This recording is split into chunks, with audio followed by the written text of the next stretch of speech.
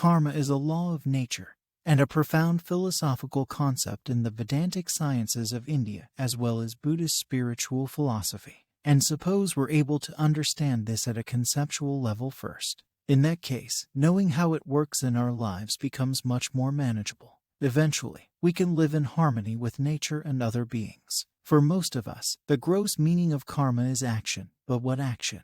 What is the real meaning of action?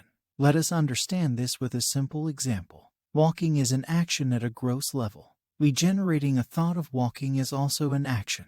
But at a subtle level, generating an intent to walk is also an action at the subtlest level. This is the real action. This is real karma. The 3 layers of the law allow us humans to choose our karma wisely before it becomes a reality, after which it cannot be undone.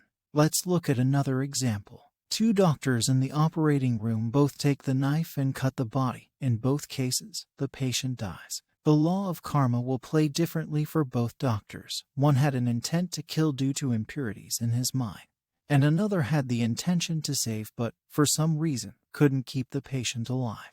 The doctor with negativity or impurity in his mind has created bad karma for himself. The law of karma will set in motion the law of destiny or niyati for this doctor. The doctor who committed the crime will certainly be rewarded for his karma with a punishment now recorded in his subconscious mind as an impurity. If he is lucky, he might be punished in this lifetime or could be carried to the next birth. The law of destiny will decide how and when to reward for the action.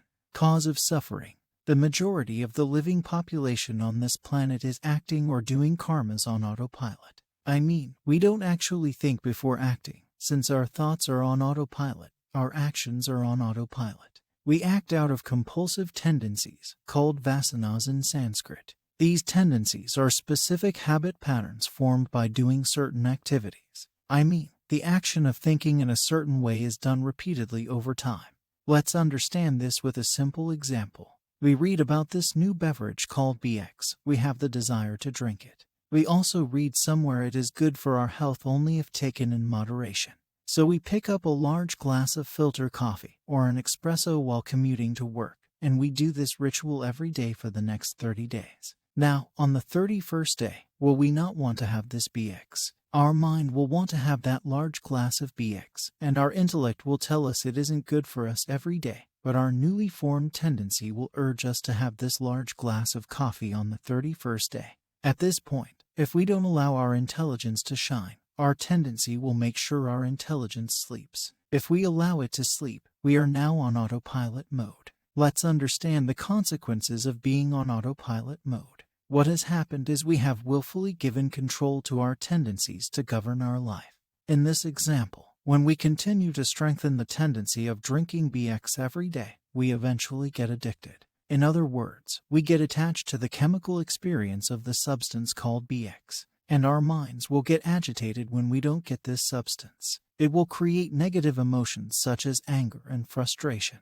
Anyone who might try to help us, our mind filled with rage, will see them as enemies. When someone gets attached to something, it can be any object or non-object, such as feelings, thoughts, and beliefs. In our example, BX makes it difficult to unattach oneself. Only when we willfully or forcefully awaken our intelligence, and with its help ignite our willpower, can we truly become free from this tendency or habitual pattern of the mind. And when we keep giving strength to our tendency, we eventually suffer. We don't suffer in the process, but we suffer when we lose control, and we suffer for a certain period of time until we recover ourselves. The suffering is proportionate to the strength of the attachment and the effort we have to make to detach ourselves from our tendencies. These unhealthy qualities of the mind become troublesome when they start overpowering us. For example, mobile phones are not bad in themselves, but when it overpowers us, we get addicted, and then it has a harmful effect on us. This could be anything. It can be an attachment to wrong belief systems, ideas, objects, money, and even people.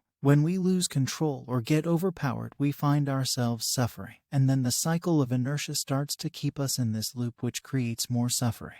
The trick is to not get overpowered. The best way is to not react when these tendencies come up in your day-to-day interactions or situations, or when things get triggered unexpectedly. Take your time to observe and then act consciously. Let us look at our lives and contemplate on all the mental habits that make us think in a certain way and act in specific ways. Also, listen the post titled Adding Positive Karma Points in Life. Here, we talk about the 6 main impurities of the mind. These are mental patterns or habits that we have formed in our many lifetimes. But, unfortunately, we are unconsciously strengthening them, which is making us suffer. Parting thoughts. Vipassana is a unique meditation technique founded by Gautama the Buddha. It helps in training the mind and burning the karmas. Gautama the Buddha showed the path to burn karma and be liberated from this cycle.